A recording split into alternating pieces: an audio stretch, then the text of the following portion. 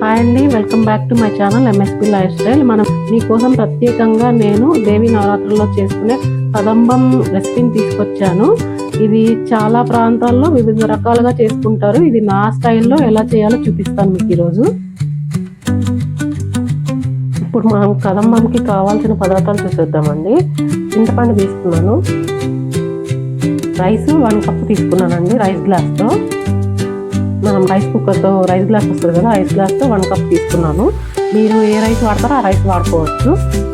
అలాగే కందిపప్పు 1/2 కప్ తీసుకున్నాను. ఇది కూడా మనం ఏది యూజ్ చేస్తామో రెగ్యులర్గా అదే.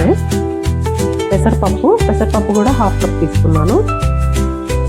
అలాగే వెజిటబుల్స్ అండి, బెండకాయని ఒక 1 ఇంచ్ సైజులో కట్ చేసుకున్నానండి. బెండకాయ, బీన్స్ కూడా 1 ఇంచ్ సైజులో కట్ చేసుకున్నాను. పొటాటో చిన్న పీసెస్ చేసేసుకున్నాను. క్యారెట్, గుమ్మడికాయ,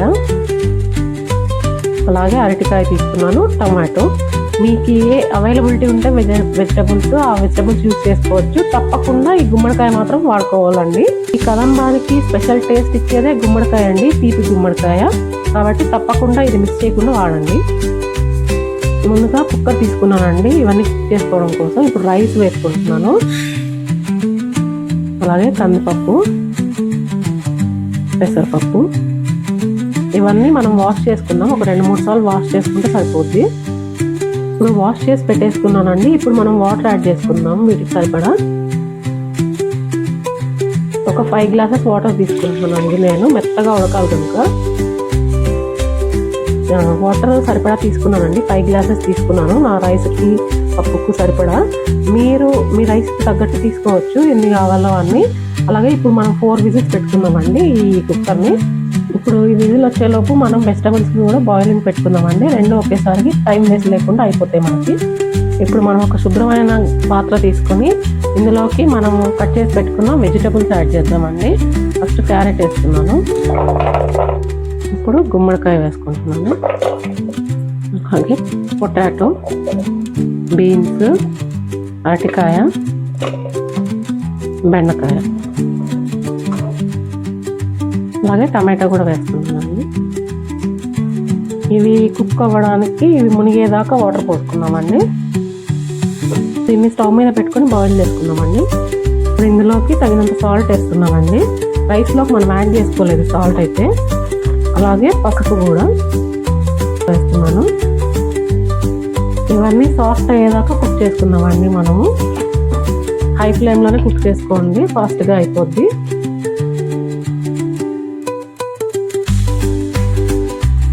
చూడండి ఉడికిపోయినాయి మనకు మ్యాక్సిమం కూరగాయలు. ఇప్పుడు మనం ఉడికినాయో లేదో మనం ఇలా స్పూన్తో నొక్కి చూసుకుంటే తెలిసిపోద్ది. ఇలా చూడండి మెత్తగా ఉడికిపోయింది. అలాగా అన్నీ ఉడికిపోయినాయి. ఇప్పుడు ఉడికిపోయినాయి అన్ని వెజిటబుల్స్ అన్నీ. ఇప్పుడు మనం ఆపేసుకొని ఇప్పుడు మనం చేసుకున్న రైస్, పప్పు అన్నీ ఉడికిపోయినాయి కదా, అందులోకి యాడ్ చేసుకున్నాం. ఇప్పుడు మనం రైస్ కుకింగ్కి పెట్టుకున్నాం కదండి, బాగా సాఫ్ట్గా ఉడికిపోయింది. ఒక్కసారి ఇలాగా ఆ రైస్ అంతా కలుపుకొని మనం కుక్ చేసి పెట్టుకున్న వెజిటబుల్స్ని యాడ్ చేసుకున్నాం ఇందులోకి. ఈ వాటర్ కనుక మీకు సరిపడవు అనుకుంటే మీరు కాస్త గోరువెచ్చని నీళ్ళు యాడ్ చేసుకోవచ్చండి. తర్వాత ఒక్కసారి లైట్గా కలుపుకుందాము. ఇదంతా కలిసి బాగా కుక్ అవ్వాలండి. ఈ మూమెంట్లోనే మనము చింతపండు పులుసు కూడా యాడ్ చేస్తున్నాము. సిమ్లో పెట్టుకున్నానండి స్టవ్ని. అది ఉడికేలోపు మనం చింతపండు జ్యూస్ తీసుకున్నాము బాగా నలుపుకొని. ఇప్పుడు యాడ్ చేస్తున్నాను చింతపండు పులుసు.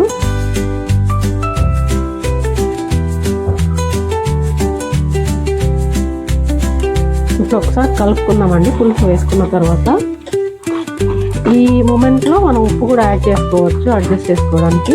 ఉప్పు కొద్ది ప్రదేశాల్లో కొంతమంది కారం కూడా యాడ్ చేస్తారు, కొద్దిమంది పెప్పర్ పౌడర్ యాడ్ చేస్తారండి. మీకు ఏ రకంగా ఇష్టపడతారో అలాగ యాడ్ చేసుకోండి. చూడండి 1/2 టీ స్పూన్ పెప్పర్ వేస్తున్నాను. ఈ మూమెంట్లోనే సాల్ట్ కొద్దిగా అడ్జస్ట్ చేసుకోండి. మనం కూరగాయలకు మాత్రమే వేసాం, రైస్ వేయలేదు. ఇప్పుడు బాగా కలుపుకున్నాము. ఇంకా మీకు వాటర్ కావాలనిపిస్తే ఒక గ్లాస్ ఆఫ్ వాటర్ గోరువెచ్చని వాటర్ యాడ్ చేసుకోవచ్చండి. లేదు వీటితోనే కుక్ అయిపోతాయి అనిపిస్తే అలా కుక్ చేసుకోవచ్చు. ఇప్పుడు నేను సాంబార్ పౌడర్ వేసుకుంటున్నాను. ఒక 1/2 టీ స్పూన్ వేస్తున్నాను. పూర్వకాలంలో అయితే అప్పటికప్పుడు వేసుకునే వాళ్ళు. ఇప్పుడు నా దగ్గర చేసి పెట్టుకున్నాను, సో అందుకోసం వేసేసుకుంటున్నాను డైరెక్ట్గా. ఇప్పుడు ఇది ఒక్కసారి దగ్గరకు వచ్చిన తర్వాత ఆపేసుకొని మనం పోపు పెట్టుకేసుకున్నాం.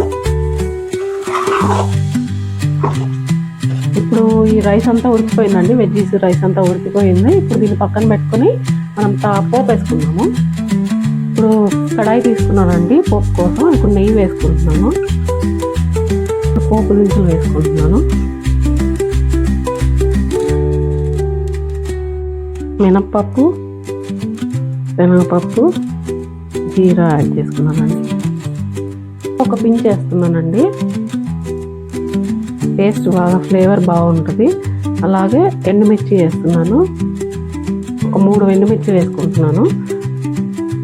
ఇది కొద్దిగా వేగిన తర్వాత మనం కరివేపాకు యాడ్ చేసుకున్నాం. ఇందులోకి వెల్లుల్లి ఉల్లి వేయకూడదండి, మనము నవరాత్రి కోసం చేస్తున్నాం కనుక అవి యాడ్ చేయట్లేదు. కరివేపాకు యాడ్ చేశానండి, ఒక గుప్పెడు.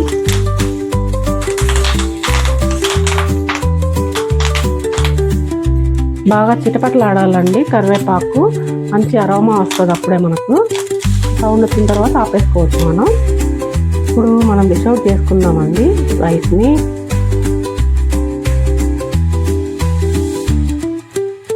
మంచి ఇంగువ స్మెల్తో, మంచి నేతి స్మెల్తో మంచి గుమగుమలాడిపోతుందండి మన కదంబం రెసిపీ. మనం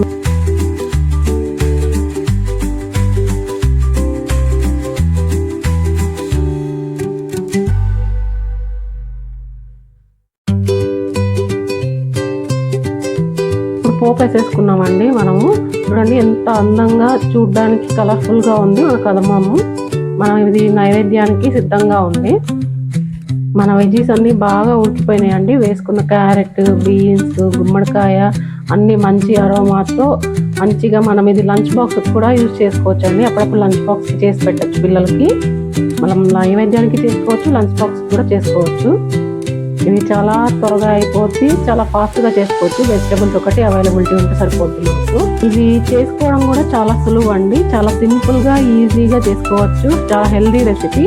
మనం మల్టీ వెజిటబుల్స్ వాడుతున్నాం కనుక ఇందులో చాలా పోషకాలు మనకు అందుతాయి. మనం ఇది ఎప్పుడు తిన్నా కూడా మనం ఇంట్లో చేసుకోవచ్చు, బయటకి మన పిల్లలకి, హస్బెండ్స్కి బాక్స్గా తయారు చేసి పెట్టచ్చు. మనం ఈజీగా ప్రిపేర్ చేసుకునే రెసిపీ అండి, సింపుల్గా. Thank you so much for watching my videos అండి.